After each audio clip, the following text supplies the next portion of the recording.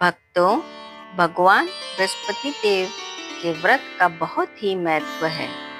भगवान बृहस्पति देव की पूजा अर्चना के लिए बृहस्पतिवार को व्रत करके बृहस्पतिवार की व्रत कथा को पढ़ने अथवा किसी दूसरे स्त्री पुरुष द्वारा सुनने की प्राचीन परंपरा है।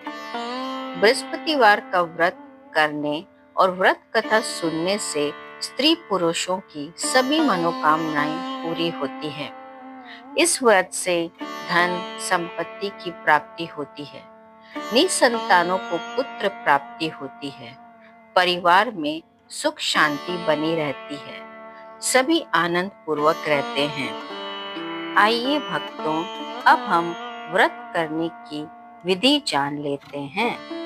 बृहस्पतिवार को सूर्योदय से पहले उठकर स्नान आदि से निवृत्त होकर भगवान बृहस्पति देव का स्मरण करते हुए व्रत को आरंभ करना चाहिए। भगवान की प्रतिमा की स्थापना करनी चाहिए।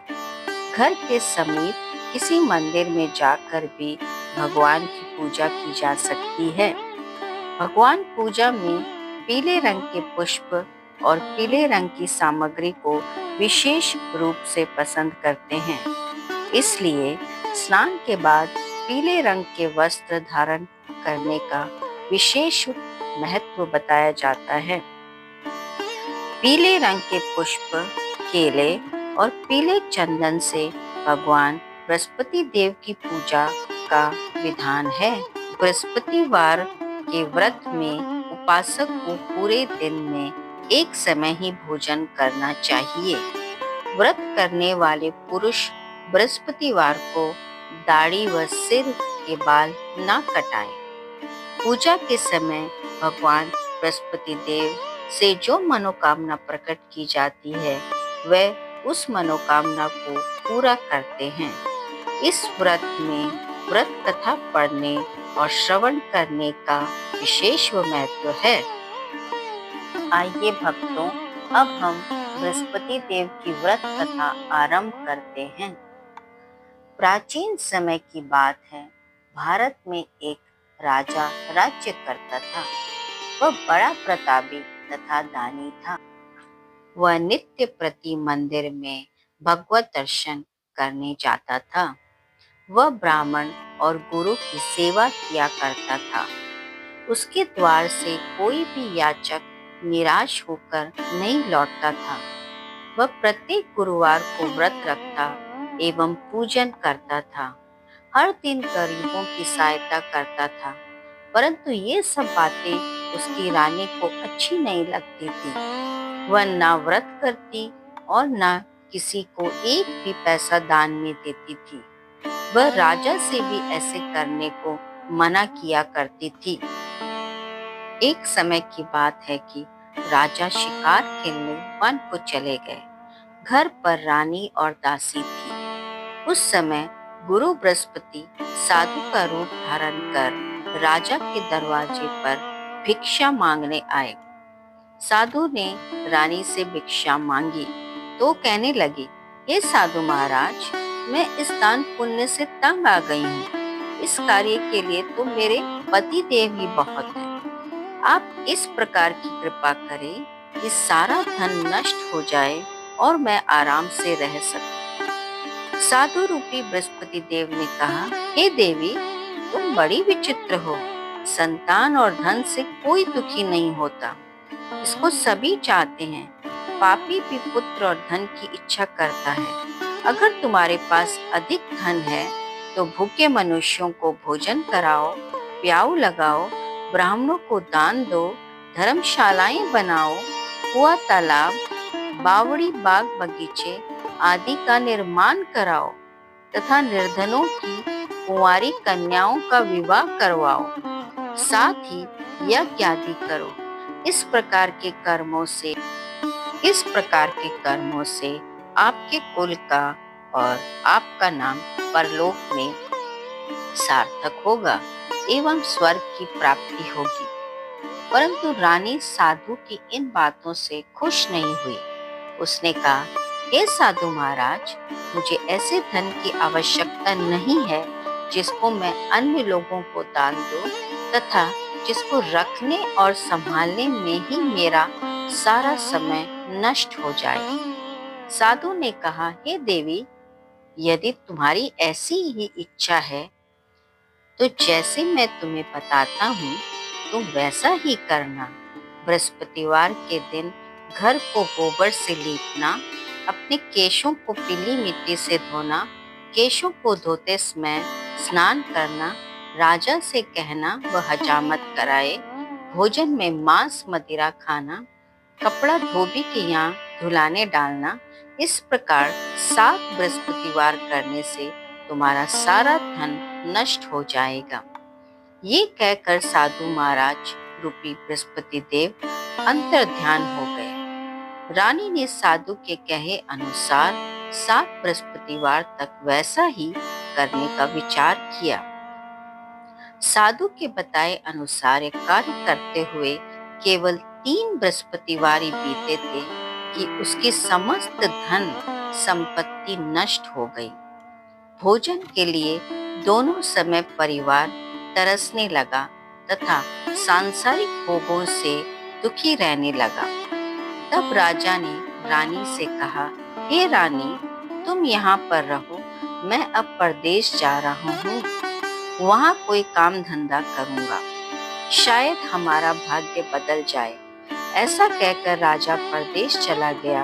वह वहाँ जंगल से लकड़ी काट कर लाता और शहर में बेचकर अपना जीवन व्यतीत करने लगा। इधर राजा के बिना रानी और दासियां दुखी रहने लगी। किसी दिन भोजन मिलता और किसी दिन जल पीकर ही रह जाती। एक समय रानी और दासियों को 7 दिन बिना भोजन के व्यतीत करना पड़ा। तो रानी ने अपनी दासी से कहा, यहाँ पास ही नगर में मेरी बहन रहती है, वह बड़ी धनवान है, तो उसके पास जा और वहां से 5 सेर बेजर मांग कर ले आ, जिससे कुछ समय के लिए गुजर हो जाएगा।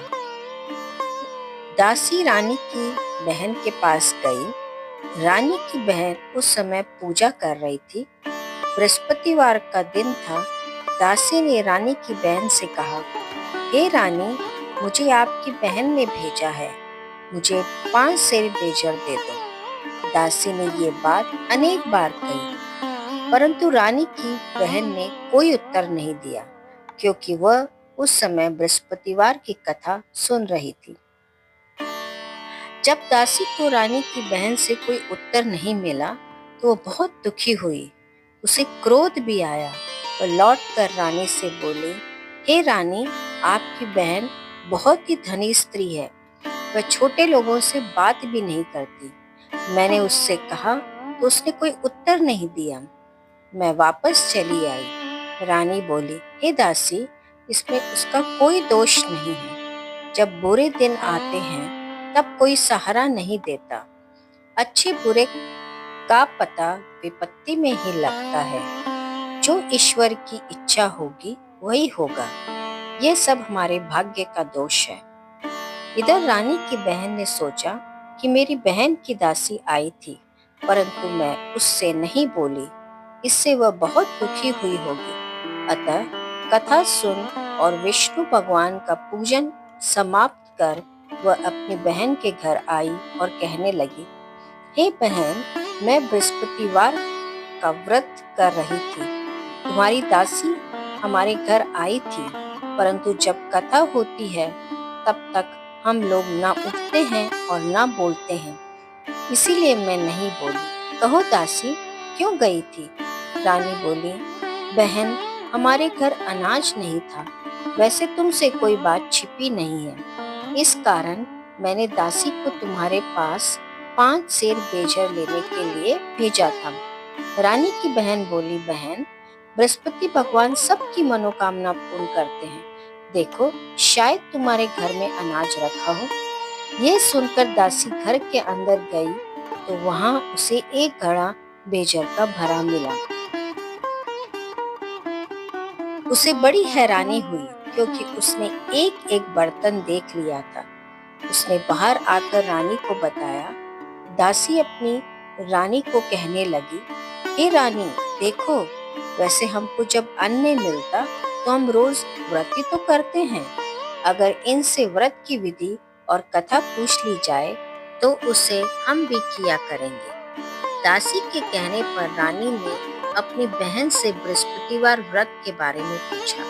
उसकी बहन ने बताया, हे रानी बहन, बृहस्पतिवार को सूर्य उदय से पूर्व उठकर स्नान करके बृहस्पतिवार का व्रत करना चाहिए, लेकिन उस दिन सिर नहीं धोना चाहिए। बृहस्पतिवार के व्रत में चने की दाल और मुनक्कर से विष्णु भगवान का केले के वृक्ष की जड़ में पूजन करें तथा दीपक जलावें। उस दिन एक ही समय भोजन करें।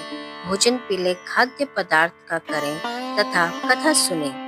इस प्रकार करने से गुरु भगवान प्रसन्न होते हैं, अन्न पुत्र धन देते हैं, मनोकामना पूर्ण करते हैं। व्रत और पूजन की विधि बताकर रानी की बहन अपने घर लौट गई। रानी और दासी दोनों ने निश्चय किया कि बृहस्पति देव भगवान का पूजन जरूर करेंगे। 7 दिन बाद जब बृहस्पतिवार आया तो उन्होंने व्रत रखा। घुड़साल में जाकर चना और गुड़ बिन लाई तथा उसकी दाल से केले की जड़ तथा भगवान का पूजन किया। अब भोजन पीला कहाँ से आए? दोनों बड़ी दुखी हुई, परंतु उन्होंने व्रत किया, इस कारण बृहस्पति देव भगवान प्रसन्न थे। एक साधारण व्यक्ति के रूप में 2 थालों में सुंदर पीला भोजन लेकर आए और दासी को देकर बोले, हे दासी, ये भोजन तुम्हारे और रानी के लिए है, तुम दोनों करना। दासी भोजन पाकर बड़ी प्रसन्न हुई और रानी से बोली, रानी जी, भोजन कर लो। रानी को भोजन के आने के बारे में कुछ पता नहीं था, इसलिए वह दासी से बोली, जा तू ही भोजन कर, क्यों तू मेरी व्यर्थ में हंसी उड़ाती है? दासी बोली, एक व्यक्ति भोजन दे गया है। रानी कहने लगी, वो भोजन तेरे लिए ही दे गया है, तू ही कर। दासी ने कहा, वह व्यक्ति हम दोनों के लिए 2 थालों में भोजन दे गया है, इसीलिए मैं और आप दोनों ही साथ साथ भोजन करेंगे। दोनों ने गुरु भगवान को नमस्कार कर भोजन प्रारंभ किया। उसके बाद से वह प्रत्येक बृहस्पतिवार को गुरु भगवान का व्रत और पूजन करने लगी। बृहस्पति भगवान की कृपा से उसके पास धन हो गया, परंतु रानी फिर से पहले की तरह आलस्य करने लगी। तब दासी बोली, देखो रानी, तुम पहले भी इस प्रकार आलस्य किया करती थी। तुम्हें धन रखने में कष्ट होता था, इस कारण सभी धन नष्ट हो गया। अब गुरु भगवान की कृपा से धन मिला है तो फिर तुम्हें आलस्य होता है। बड़ी मुसीबतों के बाद हमने ये धन पाया है, इसलिए हमें दान पुण्य करना चाहिए। तुम भूखे मनुष्यों को भोजन कराओ, प्याऊ लगाओ, ब्राह्मणों को दान दो, कुआं, तालाब, बावड़ी आदि का निर्माण कराओ, मंदिर, पाठशाला बनवा कर दान दो, कुंवारी कन्याओं का विवाह कराओ, धन को शुभ कर्मों में खर्च करो, जिससे तुम्हारे कुल का यश बढ़े तथा स्वर्ग प्राप्त हो और पितर प्रसन्न हो। दासी की बात मानकर रानी ने इसी प्रकार के कर्म करने प्रारंभ किए, जिससे उनका काफी यश फैलने लगा। एक दिन रानी और दासी आपस में विचार करने लगी कि न जाने राजा किस दशा में होंगे। उनकी कोई खोज खबर भी नहीं है। गुरु भगवान से उन्होंने प्रार्थना की और भगवान ने रात्रि में राजा को स्वप्न में कहा, हे राजा उठ, तेरी रानी तुझको याद करती है, आप अपने देश को लौट जा। राजा प्रातःकाल उठकर जंगल से लकड़ियां काटकर लाने के लिए जंगल की ओर चल पड़ा। जंगल से गुजरते हुए वह सोचने लगा, रानी की गलती से उसे कितने दुख भोगने पड़े। राजपाट छोड़कर उसे जंगल में आकर रहना पड़ा। जंगल से लकड़ियां काटकर उन्हें बेचकर गुजारा करना पड़ा। उसी समय उस जंगल में बृहस्पति देव एक साधु का रूप धारण करके आए और बोले, हे लकड़ारे, तुम इस सुनसान जंगल में किस चिंता में बैठे हो, मुझे बतलाओ। यह सुन राजा के नेत्र में जल भर आया और साधु की वंदना कर बोले, हे प्रभु, आप सब कुछ जानने वाले हैं। इतना कहकर राजा ने साधु को अपनी संपूर्ण कहानी सुना दी।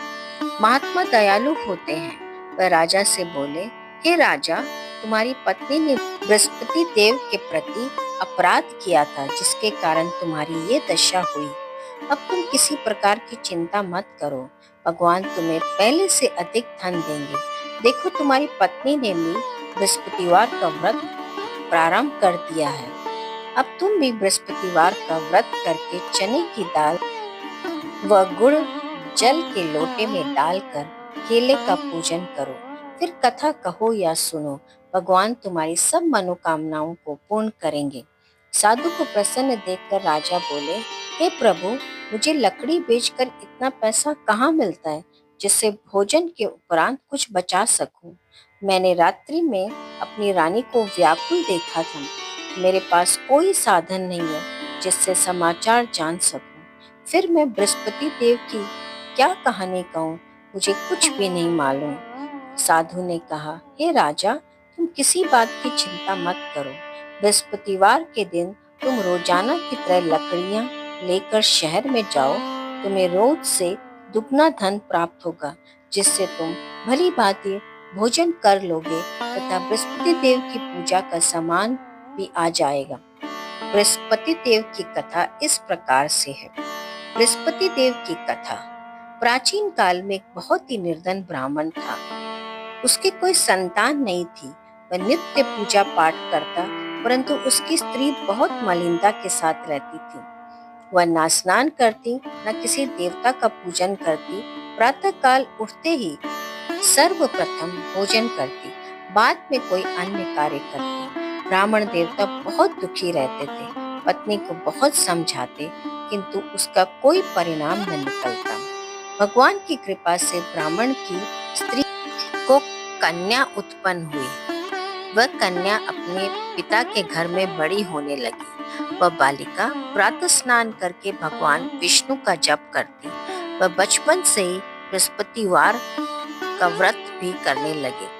पूजा पाठ समाप्त कर स्कूल जाते समय अपनी मुट्ठी में जौ भर कर ले जाती और पाठशाला जाने के मार्ग में डालती जाती। वही जौ स्वर्ण के हो जाते तो लौटते समय उनको बिन कर घर ले आती। एक दिन वह बालिका सूप में उन सोने के जौ को फटक कर साफ कर रही थी। तभी उसकी माँ ने देख लिया और कहा, हे बेटी, सोने की जौ को फटकने के लिए सोने का सूप होना चाहिए। दूसरे दिन गुरुवार था। इसी कन्या ने व्रत रखा और बृहस्पति देव से प्रार्थना करके कहा, हे प्रभु, यदि मैंने सच्चे मन से आपकी पूजा करी हो तो मुझे सोने का सूप दे दो। बृहस्पति देव ने उसकी प्रार्थना स्वीकार कर ली। रोजाना की तरह वह कन्या जौ फैलाते हुए स्कूल चली गई। स्कूल से लौटकर जब वह जौ बीन रही थी तो बृहस्पति देव की कृपा से उसे सोने का सूप मिला। उसे वह घर ले आई और उससे जौ साफ करने लगी, परंतु उसकी माँ का वही ढंग रहा। एक दिन की बात है, वह कन्या सोने की सूप में जौ फटक कर साफ कर रही थी। उसी समय उस नगर का राजकुमार वहां से होकर निकला। इस कन्या के रूप और सोने के सूप में जौ साफ करते देखकर वह उस कन्या पर मोहित हो गया। राजमहल आकर वह भोजन तथा जल त्याग कर उदास होकर लेट गया। राजा को जब राजकुमार द्वारा अन्न जल त्यागने का समाचार ज्ञात हुआ तो अपने मंत्रियों के साथ वह अपने पुत्र के पास गए और बोले, हे पुत्र, तुम्हें किस बात का कष्ट है? किसने तुम्हारा अपमान किया है और कोई कारण है? मुझे बताओ, मैं वही करूंगा जिससे तुम्हें प्रसन्नता हो। राजकुमार ने अपने पिता की बात सुनी तो वो बोला, मुझे आपकी कृपा से किसी बात का दुख नहीं है। किसी ने मेरा अपमान नहीं किया है, परंतु मैं उस लड़की के साथ विवाह करना चाहता हूँ जो सोने के सूप में जौ साफ कर रही थी। यह सुनकर राजा आश्चर्य में पड़ गया और बोला, हे बेटा, इस तरह की कन्या का पता तुम ही लगाओ।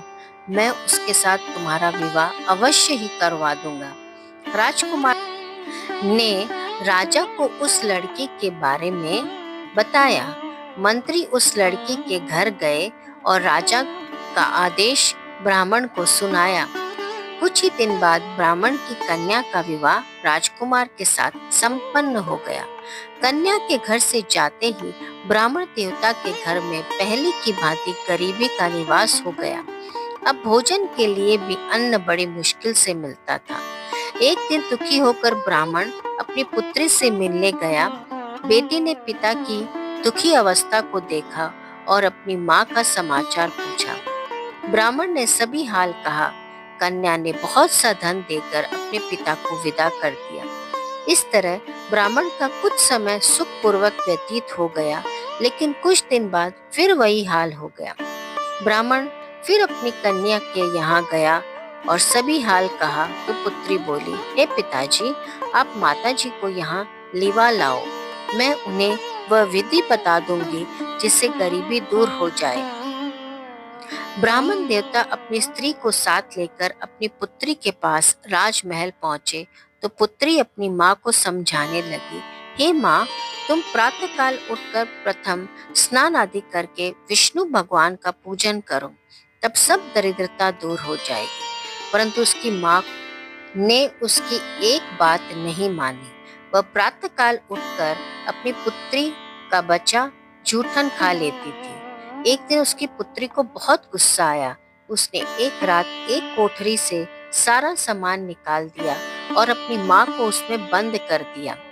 प्रातः उसमें से निकाला तथा स्नान आदि करवा के पूजा पाठ करवाया तो उसकी माँ की बुद्धि ठीक हो गई। इसके बाद से वह नियम से पूजा पाठ करती और प्रत्येक बृहस्पतिवार को व्रत रखने लगी। इस व्रत के प्रभाव से उसकी माँ भी बहुत धनवान हो गई और बृहस्पति देवता के प्रभाव से स्वर्ग को गई। वह ब्राह्मण भी सुखपूर्वक इस लोक से सुख होकर स्वर्ग को प्राप्त हुआ। इस तरह कहानी कहकर साधु देवता वहां से लोप हो गए। धीरे धीरे समय व्यतीत होने पर फिर बृहस्पतिवार का दिन आया। राजा जंगल से लकड़ी काटकर किसी शहर में बेचने गया। उसे उस दिन से और दिनों से अधिक धन मिला। राजा ने चना, गुड़ आदि लाकर बृहस्पतिवार का व्रत किया।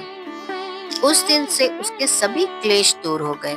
परंतु जब अगला गुरुवार का दिन आया तो बृहस्पतिवार का व्रत करना भूल गया।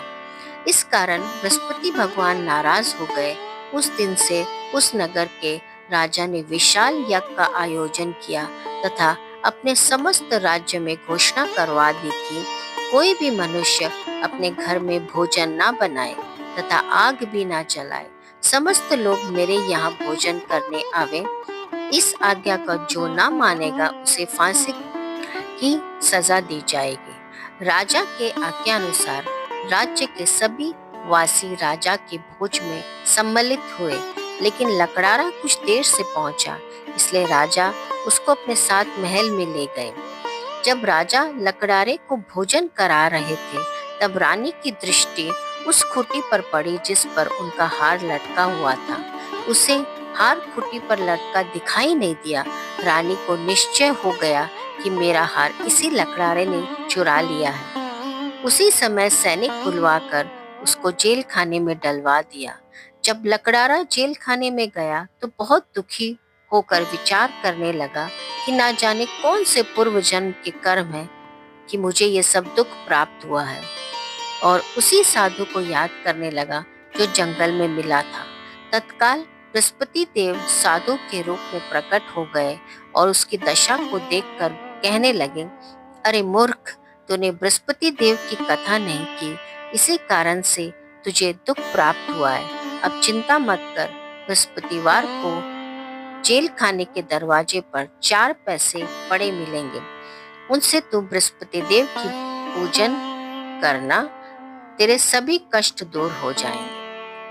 अगले बृहस्पतिवार को उसे जेल के द्वार पर 4 पैसे मिले।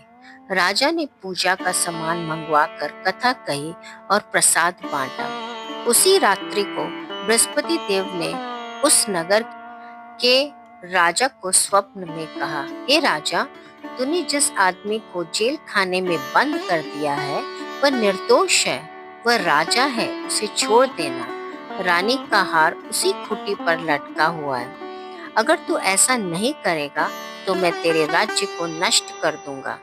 राजा प्रातःकाल उठा और खूंटी पर हाथ टंगा देखकर लकड़हारे को बुलाकर क्षमा मांगी तथा राजा के योग्य सुंदर वस्त्र आभूषण भेंट कर उसे विदा किया। गुरुदेव की आज्ञा अनुसार राजा अपने नगर को चल दिया। राजा जब नगर के निकट पहुंचा तो उसे बड़ा ही आश्चर्य हुआ। नगर में पहले से अधिक बाग, तालाब और कुएं तथा बहुत सी धर्मशालाएं, मंदिर आदि बने हुए थे।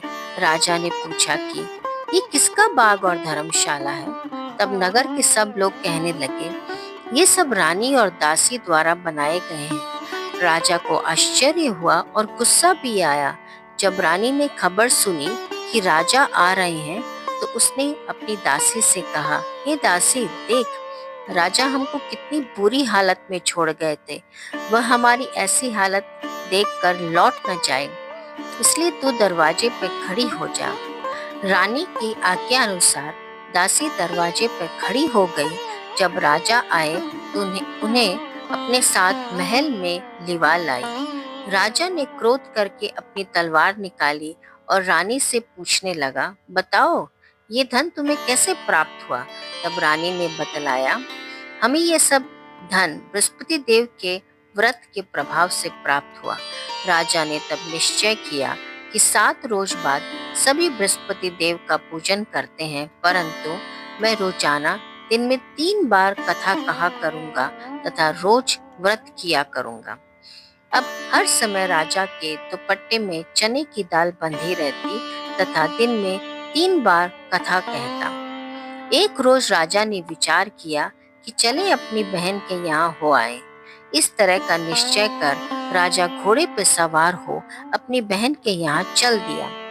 मार्ग में उसने देखा कि कुछ आदमी एक मुर्दे को लिए जा रहे हैं। उन्हें रोककर राजा ने कहा, अरे भाइयों, मेरी बृहस्पतिवार की कथा सुन लो। वह बोले, लो, हमारा तो आदमी मर गया है, इसको अपनी कथा की पड़ी है।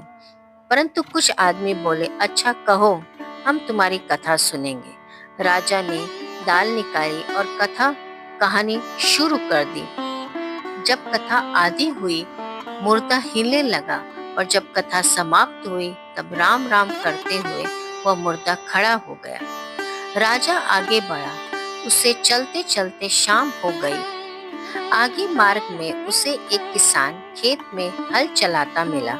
राजा उससे बोला, अरे भैया, तुम मेरी बृहस्पतिवार की कथा सुन लो। किसान बोला, जब तक मैं तेरी कथा सुनूंगा तब तक 4 हरैया जोत न लूंगा। जा अपनी कथा किसी और को सुना। राजा आगे चलने लगा। राजा के हटते ही बैल पछाड़ कर गिर गए तथा किसान के पेट में जोर से दर्द होने लगा। उसी समय किसान की माँ रोटी लेकर आई। उसने जब ये देखा तो उसने पुत्र से सब हाल पूछा। बेटे ने सभी हाल बता दिया। बुढ़िया दौड़ी दौड़ी उस घुड़सवार के पास गई और उससे बोली, मैं तेरी कथा सुनूंगी, तू अपनी कथा मेरे खेत पर ही चलकर कहना। राजा ने लौटकर बुढ़िया के खेत पर जाकर कथा कही, जिसके सुनते ही बैल खड़े हो गए तथा किसान के पेट का दर्द भी बंद हो गया। राजा अपनी बहन के घर पहुंच गया। बहन ने भाई की खूब मेहमानी की। दूसरे रोज प्रातःकाल राजा जागा तो वह देखने लगा कि सब लोग भोजन कर रहे हैं। राजा ने अपनी बहन से पूछा कि ऐसा कोई मनुष्य नहीं जिसने भोजन नहीं किया हो, तो मेरी बृहस्पतिवार की कथा सुन ले। तो बहन बोली, हे भैया, ये देश ऐसा ही है। पहले यहाँ पर लोग भोजन करते हैं, बाद में अन्य कार्य करते हैं। अगर पड़ोस में कोई हो तो देख आती हूँ। ऐसा कहकर बहन देखने चली, परंतु उसे कोई भी ऐसा व्यक्ति नहीं मिला जिसने भोजन ना किया हो। वह एक कुम्हार के घर गई जिसका लड़का बीमार था। उसे मालूम हुआ कि उसके यहाँ 3 दिन से किसी ने भोजन नहीं किया है। रानी ने अपने भाई की कथा सुनने के लिए कुम्हार से कहा। वह तैयार हो गया। राजा ने जाकर बृहस्पतिवार की कथा कही, जिसको सुनकर उसका लड़का ठीक हो गया। अब तो राजा की प्रशंसा होने लगी। एक दिन राजा ने अपनी बहन से कहा, हे बहन, मैं अपने घर जाऊंगा, तुम भी तैयार हो जाओ। राजा की बहन ने अपनी सास से अपने भाई के साथ जाने की आज्ञा मांगी। सास बोली, चली जा, परंतु अपने लड़कों को मत ले जाना, क्योंकि तेरे भाई को कोई संतान नहीं होती है। बहन ने अपने भाई से कहा, हे भैया, मैं तो चलूंगी, परंतु कोई बालक नहीं जाएगा।